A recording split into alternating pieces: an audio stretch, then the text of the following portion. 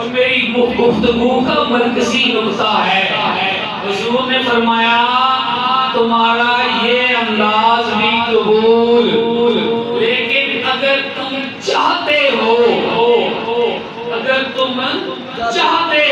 کہ اللہ اور اللہ کا رسول بھی تم سے پیار کرے، پلٹ کر تم محب ہو، تم محبوب بن جاؤ، اتنا ہر شے بدل جائے، تمہارا سٹیٹس بدل جائے، تم محبوب خدا اور محب رسول، تم محبوب خدا اور محبوب رسول بن جاؤ، تو تین کام کرو۔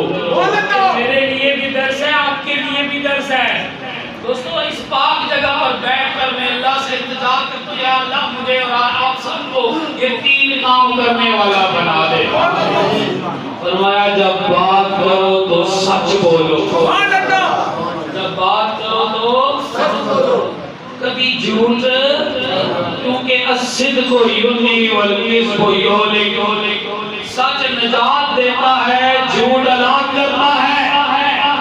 وقت کے بے دین حکمران کے آگے جس نے حسن بصری رحمۃ اللہ تعالیٰ علیہ کو گرفتار کرنے کا حکم دیا تھا، اس سے بھاگ کر جناب حسن بصری جب حبیب اجمی کے کمرے میں داخل ہو جاتے ہیں، بعد میں سپاہی آتے ہیں، سین میں بھی بیٹھے ہیں، پوچھا کدھر گئے، فرمایا اندر ہیں، تین چکر لگاتے ہیں، کوئی نہیں نظر آتے، چلے جاتے ہیں۔ بعد میں حسن بصری واپس آتے ہیں، فرماتے ہیں حبیب اجمی تیرے سچ کی برکت نے مجھے بچا لیا۔ جناب سرکار غوث اعظم رحمۃ اللہ تعالیٰ علیہ کا سچ چوروں کے گروہ ولی کامل بنا دیتا۔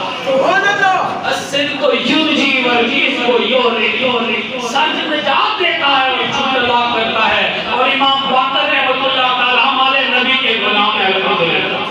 امام باقر علیہ السلام اپنے شہزادے امام جعفر صادق علیہ السلام کو حکم فرماتے ہیں، وصیت فرماتے ہیں جو میرے لیے بھی اور آپ کے لیے بھی۔ فرمایا 5 قسم کے لوگوں کو کبھی دوست ہی نہ بنانا، وہ اس رستے سے آ رہے ہیں تو رستہ بدل جانا۔ ابا جی کون سے؟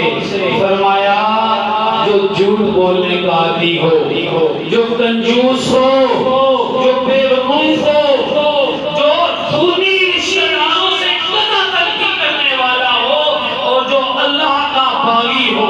کہ جو اللہ کا باغی ہے تیرا مرد کس طرح ہو سکتا ہے، اور جو خونی رشتوں کا عزیز بنا ہو تمہارا کس طرح ہو سکتا ہے، جو بے وقوف اپنا بھلا برا نہ جانتا ہو وہ تمہارا دوست کیسے ہو سکتا ہے، جو کنجوس ہو، مال کی محبت میں گرفتار ہو، دوسروں کا حق نچوڑنا، مزدور کی مزدوری تک لینے سے کتراتا اور مال سے پیار کرتا، وہ دوست کا دوست کیسے ہو سکتا ہے، اور جو جھوٹ بولنے والا ہو تمہارا کیسے ہو سکتا ہے۔ دوسری بات امانت پہ کبھی خیانت نہ کرنا، اور ہر ماحول میں جہاں قریبی ہو اپنے ساتھ والوں تو تمہارے پڑوسی ان کے ساتھ حسن سلوک کرنا۔ تو اے میرے غلاموں تم محب بن کے آئے ہو، اللہ کے محبوب ہو جاؤ گے، اللہ کے رسول کے محبوب ہو جاؤ گے۔ اللہ تعالیٰ اس کو شفا کے تمام فیض و برکات ہمارے شامل عام فرمائے۔